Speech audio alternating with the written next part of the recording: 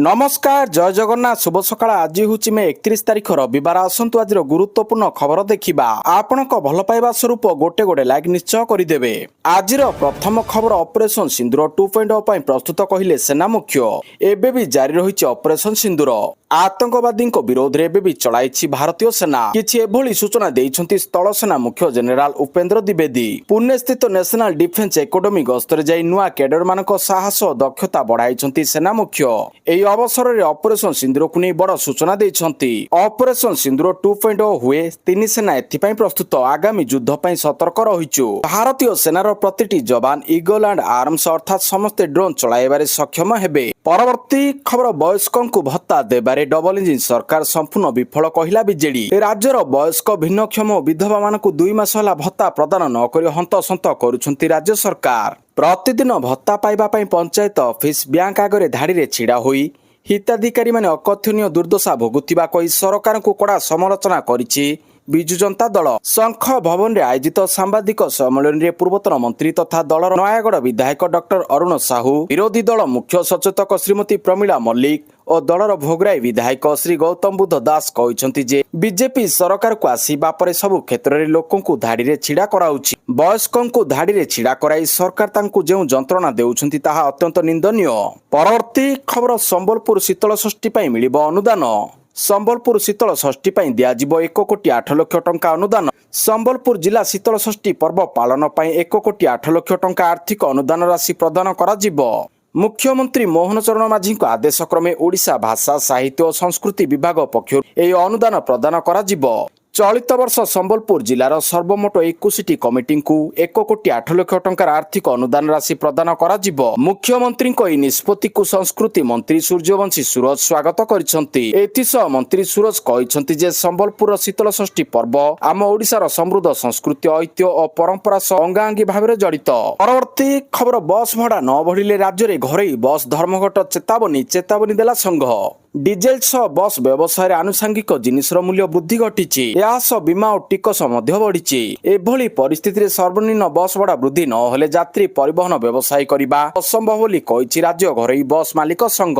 भड़ा बढ़ाइबा पई संघर दाबी। कटक रे आयोजित राज्य घरोई बस मालिक संघ कार्यकारिणी बैठक रे एभली निष्पत्ति निया जाइछि। ऑटोमेटिक मेकानिजम माध्यम रे डिजेल दर बढ़िले बा कमिले बस भड़ा संशोधन हेउथिला किंतु एबे नियमित व्यवधान रे डिजेल दर बढ़ी चलिथिबा बेले मध्ये सेही अनुपात रे बस भड़ा वृद्धि करा जाय नथिबा बस मालिक संघ कहिछि। जदि सरकार 10 दिन भितरे कौनसी निष्पत्ति न नियंती तेबे राज्य रे घरोई बस सेवा बंद करिबा पई संघ बाध्य हेबो बोली कहिछि। परवर्ती खबर ग्रीन कार्ड आवेदनकारी को बड़ आश्वासन। आवेदन प्रक्रिया चलिथिबा बेले अमेरिका छाड़िबाकू पड़िबो नाही। अमेरिका रे स्थायी बासिंदा बा ग्रीन कार्ड पई आवेदन करिथिबा विदेशी नागरिक विशेष करी भारतीय मानक पई एबे एक बड़ आश्वासनजनक खबर आसीछि। अमेरिकार सुरक्षा विभाग department of homeland security DHS स्पष्ट करिछि जे ग्रीन कार्ड आवेदनर समीक्षा चलिथिबा समय अधिकांश आवेदनकारी को अमेरिका छाड़ी निज देश को फेरिबाकू पड़िबो नाही। परवर्ती खबर परीक्षा रे विभ्राट को नहीं अड़ुआ केंद्र सरकार स्पष्टीकरण रखिला एनटीए। देशर विभिन्न केन्द्र रे common university entrance test undergraduate CUET UG 2026 परीक्षा विलंब को नहीं शनिवार सारा देश में विवाद होइछि। परीक्षा रे आयोजन रे त्रुटि को नहीं केंद्र सरकार पुणी थरे राजनीतिक समालोचनार सम्मुखीन होइछंती।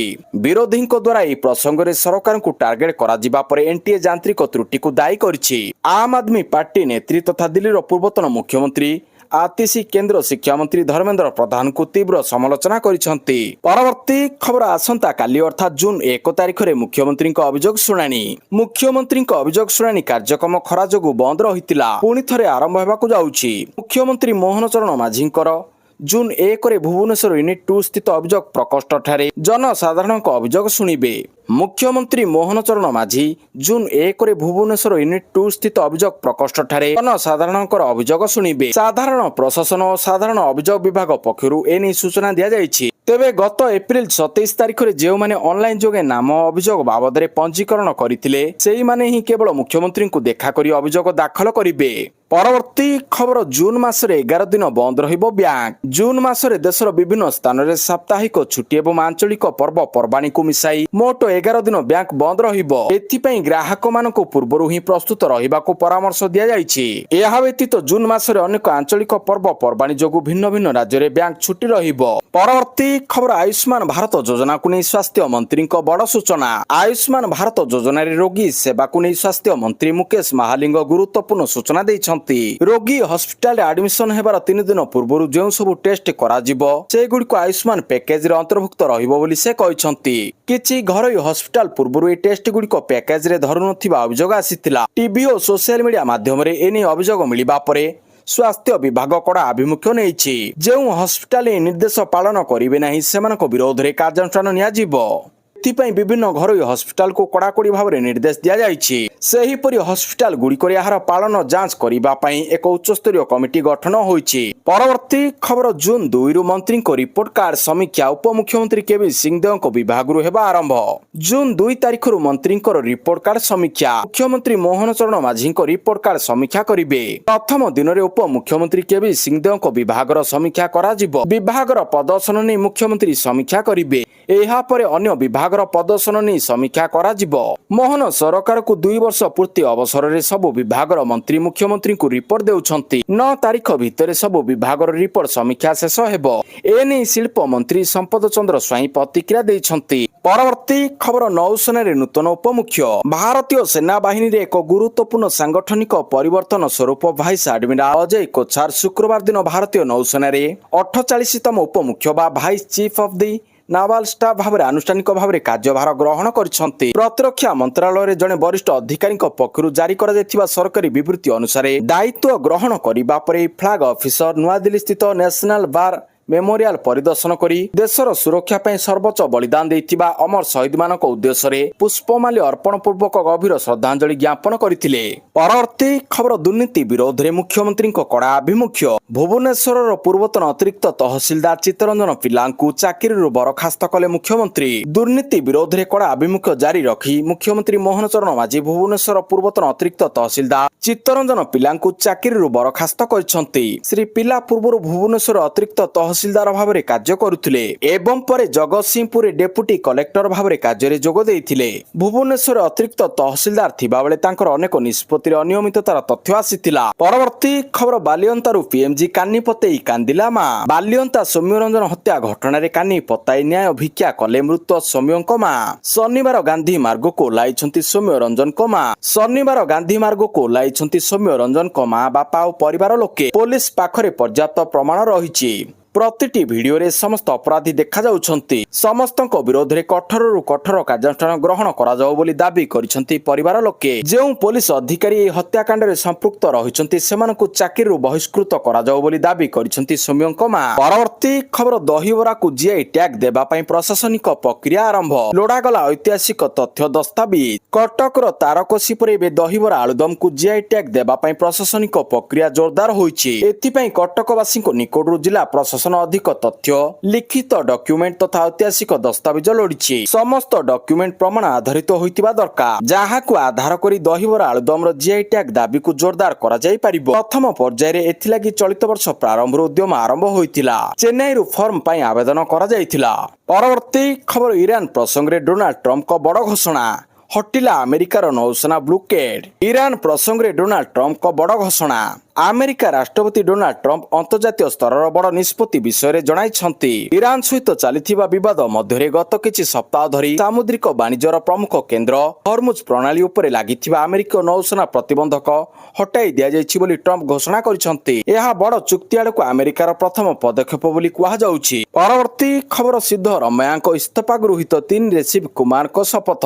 କର୍ଣ୍ଣାଟକ ରାଜ୍ୟପାଳ ଥୱରଚାନ୍ଦ ଗେହଲଟ ଶୁକ୍ରବାର ମୁଖ୍ୟମନ୍ତ୍ରୀ ସିଦ୍ଧରମୟାଙ୍କ ଇସ୍ତଫା ପତ୍ରକୁ ଗ୍ରହଣ କରିଛନ୍ତି। ଗୁରୁବାର ସିଦ୍ଧରମୟା ମୁଖ୍ୟମନ୍ତ୍ରୀ ପଦରୁ ଇସ୍ତଫା ଦେଇଥିଲେ। ତେବେ ରାଜ୍ୟପାଳ ଗେହଲଟ ଲୋକଭବନରେ ନଥିବା କାରଣରୁ ସେ ତାଙ୍କ ଇସ୍ତଫା ରାଜ୍ୟପାଳଙ୍କ ସଚିବଙ୍କୁ ଦେଇ ଆସିଥିଲେ। ଶୁକ୍ରବାର ରାଜ୍ୟପାଳ ଲୋକଭବନକୁ ଫେରିବା ପୂର୍ବକ ମୁଖ୍ୟମନ୍ତ୍ରୀଙ୍କ ଇସ୍ତଫାକୁ ଗ୍ରହଣ କରିଛନ୍ତି। ଏହା ସହିତ ରାଜ୍ୟ ମନ୍ତ୍ରୀ ପରିଷଦକୁ ଭଙ୍ଗ ଘୋଷଣା କରିଛନ୍ତି। ତେବେ ନୂଆ ମୁଖ୍ୟମନ୍ତ୍ରୀ ଦାୟିତ୍ୱ ଗ୍ରହଣ କରିବା ପର୍ଯ୍ୟନ୍ତ ସିଦ୍ଦରମେୟାଙ୍କୁ ମୁଖ୍ୟମନ୍ତ୍ରୀ ଭାବରେ ଦାୟିତ୍ୱ ନିର୍ବାହ କରିବା ପାଇଁ ରାଜ୍ୟପାଳଙ୍କ ପକ୍ଷରୁ ନିର୍ଦ୍ଦେଶ ଦିଆଯାଇଛି। ପରବର୍ତ୍ତୀ ଖବର ଯାନ୍ତ୍ରିକ ତ୍ରୁଟି ଯୋଗୁଁ ପ୍ରଭାବିତ ସିୟୁଇଟି ୟୁଜି ପରୀକ୍ଷାର୍ଥୀ ଆଉ ଏକ ସୁଯୋଗ ପାଇବେ କହିଲା ଏନ୍ଟିଏ।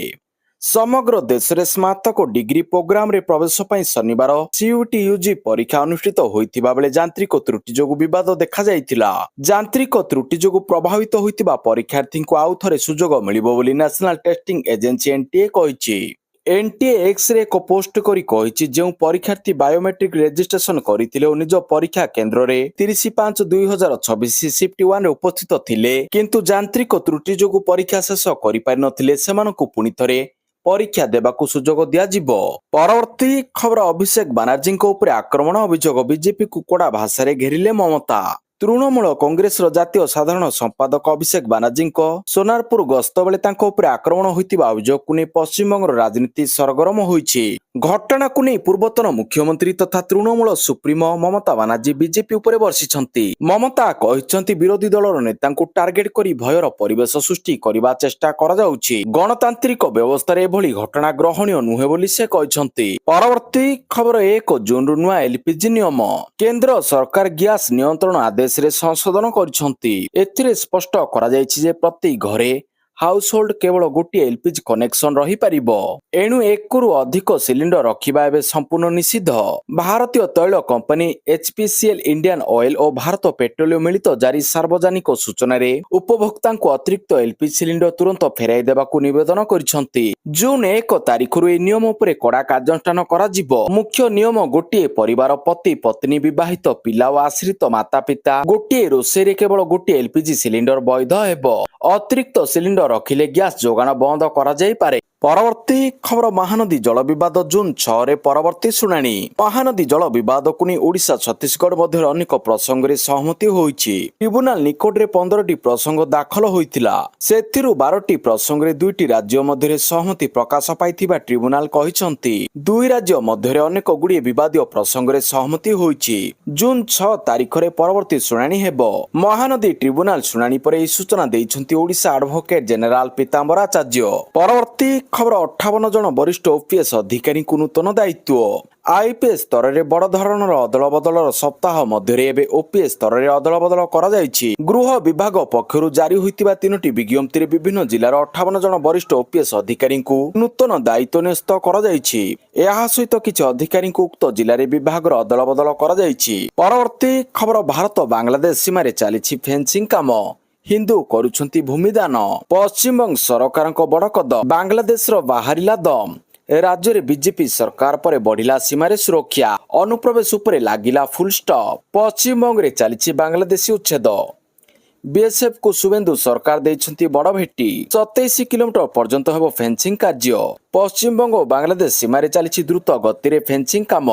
ବିଏସ୍ଏଫ୍କୁ ଏହି ଫେନ୍ସିଂ କାମରେ ସହଯୋଗ କରୁଛନ୍ତି ଶୁଭେନ୍ଦୁ ସରକାର। ପରବର୍ତ୍ତୀ ଖବର ଗୁଜରାଟର ଭୁଜରେ ସୀମା ସମ୍ପର୍କିତ ସମସ୍ୟା ନେଇ ସମୀକ୍ଷା ବୈଠକ କଲେ କେନ୍ଦ୍ର ସ୍ୱରାଷ୍ଟ୍ର ମନ୍ତ୍ରୀ ଶ୍ରୀ ଅମିତ ଶାହା। କେନ୍ଦ୍ର ସ୍ୱରାଷ୍ଟ୍ର ମନ୍ତ୍ରୀ ଏବଂ ସମବାୟ ମନ୍ତ୍ରୀ ଶ୍ରୀ ଅମିତ ଶାହା ଗୁଜରାଟର ଭୁଜରେ ଏକ ସୁରକ୍ଷା ସମୀକ୍ଷା ବୈଠକର ଅଧ୍ୟକ୍ଷତା କରିଛନ୍ତି। ଏହି ବୈଠକରେ ଭାରତ ପାକିସ୍ତାନ ସୀମା ସଂଲଗ୍ନ ଗୁଜରାଟର ସୀମାନ୍ତ ଏବଂ ଉପକୂଳବର୍ତ୍ତୀ ଜିଲ୍ଲାଗୁଡ଼ିକର ସୁରକ୍ଷା ସମ୍ପର୍କିତ ପ୍ରସଙ୍ଗରେ ଚର୍ଚ୍ଚା କରାଯାଇଥିଲା। ଏହି ଅବସରରେ ଗୁଜରାଟର ମାନ୍ୟବର ମୁଖ୍ୟମନ୍ତ୍ରୀ, ଉପମୁଖ୍ୟମନ୍ତ୍ରୀ, ମୁଖ୍ୟ ଶାସନ ସଚିବ, ପୋଲିସ ମହାନିର୍ଦ୍ଦେଶକ ଏବଂ ଅନ୍ୟାନ୍ୟ ବରିଷ୍ଠ ରାଜ୍ୟ ସରକାରୀ ଅଧିକାରୀ, କଚ୍ଛ, ଭାବ, ଥରଡ ଏବଂ ପାଟନା ଜିଲ୍ଲାଗୁଡ଼ିକର ଜିଲ୍ଲାପାଳ ଏବଂ ପୋଲିସ ଅଧ୍ୟକ୍ଷ ଉପସ୍ଥିତ ଥିଲେ। ପରବର୍ତ୍ତୀ ଖବର କୃଷକଙ୍କ ପାଇଁ ପାଣିପାଗ, ମୃତ୍ତିକା ଓ ବଜାର ଆଧାରିତ ପରାମର୍ଶ। କ୍ଷେତ ବଚାଓ ଅଭିଯାନ ହେବ ସହାୟକ ଶିବରାଜ ସିଂ ଚୌହାନ। କେନ୍ଦ୍ର କୃଷି ଓ କୃଷକ କଲ୍ୟାଣ ଏବଂ ଗ୍ରାମୀଣ ବିକାଶ ମନ୍ତ୍ରୀ ଶ୍ରୀ ଶିବରାଜ ସିଂ ଚୌହାନ କ୍ଷେତ ବଚାଓ ଅଭିଯାନକୁ କେବଳ ଏକ ସଚେତନତା କାର୍ଯ୍ୟକ୍ରମ ନୁହେଁ ବରଂ ଚାଷ, ଚାଷୀ ଏବଂ ଗ୍ରାମଗୁଡ଼ିକୁ ସଂଯୋଗ କରୁଥିବା ଏକ ବ୍ୟାପକ ଜାତୀୟ ଅଭିଯାନ କରିବାର ବାର୍ତ୍ତା ଦେଇଛନ୍ତି। ଦିଲ୍ଲୀରେ ପ୍ରସ୍ତୁତି ସମ୍ପର୍କରେ ଏକ ଉଚ୍ଚସ୍ତରୀୟ ବୈଠକର ଅଧ୍ୟକ୍ଷତା କରି ଶ୍ରୀ ଶିବରାଜ ସିଂ ଚୌହାନ କହିଛନ୍ତି, ଏହି ଅଭିଯାନର ମୁଖ୍ୟ ଉଦ୍ଦେଶ୍ୟ ହେଉଛି ସାରର ସନ୍ତୁଳିତ ଏବଂ ବିଚାରବନ୍ତ ବ୍ୟବହାର, ପାଣିପାଗ ସମ୍ବନ୍ଧୀୟ ସମସ୍ୟାକୁ ଦୃଷ୍ଟିରେ ରଖି ଚାଷୀମାନଙ୍କୁ ସମୟୋଚିତ ପରାମର୍ଶ, ପଞ୍ଚାୟତ ସ୍ତରରେ ସକ୍ରିୟ ଅଂଶଗ୍ରହଣ ଏବଂ ସରକାରୀ ଯୋଜନାର ଲାଭକୁ ସିଧାସଳଖ ଗାଁ ପର୍ଯ୍ୟନ୍ତ ପହଞ୍ଚାଇବା।